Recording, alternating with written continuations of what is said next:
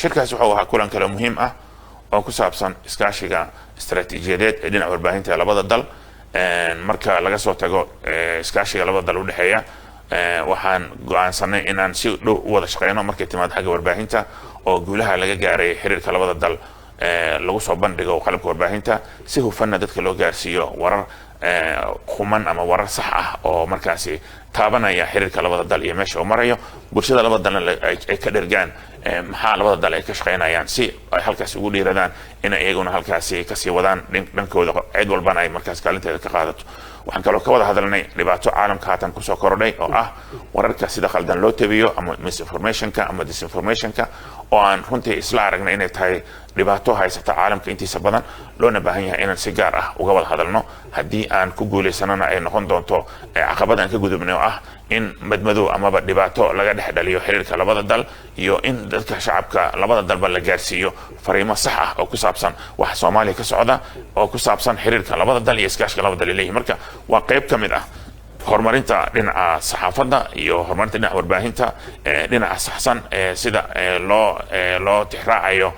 anshaxa saxaafadda ayaa ka mid ah. marka si istaraatiiji ah labada dal uga wada shaqeyn doonaan in ay yeeshaan xiriir runtii keeni kara in laga gudbo caqabadaha jira ee ku saabsan dhinaca tebinta qaldan ee dadka lagu marhabaabinayo. marhabaabinta ayaa ka mid ah marka in laga hor istaago in aan kaga wada hadlay kulankaasi iyo inaan bilaabi doono isweydaarsi dhinaca aqoonta iyo iskaashiga shaqo ee dhinaca warbaahinta ah. horeyba Turkiga kaalin ay uga qaadan laakiin haatan waxa go'aanku yahay in arrintaasi la sii laban laabo. way marka kulankiina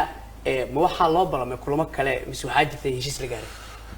dabcan kulan kale jiri doona maadaama kulankan uu ahaa kulan qayb ka mid ah madasha halkaas lagu kulmay laakiin maadaama wada shaqeyn jiri doonto waxa qasab ah in ay guddiyo farsamo iyo kulamo kale jiri doonaan oo labada dal markaasi ay si dhow uga wada shaqeyn doonaan arrimaha warbaahinta iyo horumarinta istaraatiijiyadda xagga warbaahinta iyo sidaan ku sheegay qodobka muhiimka ah ee ah la dagaalanka wararka sida qaldan loo faafiyo ee shacabka lagu marhabaabinayo.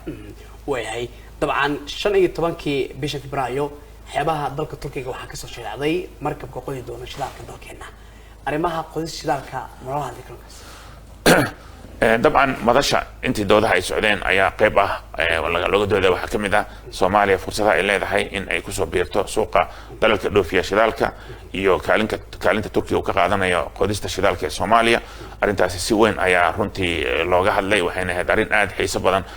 u lahayd oo dadka ka qayb galaya madasha aad runtii dhegta ugu taagayaan sababtoo ah arrintaasi waxay noqon kartaa mid bedeli karta xaaladda dhaqaale mid siyaasadeed ee Soomaaliya oo runtii dalal badan aysan filin in Soomaaliya ay gaari karto horumar dhinacaas oo kala ah laakiinse ilaahay subxaanahu wa tacaala ka sokow ay ku timid taageerada dadka dowladda iyo shacabka aan walaalaha nahay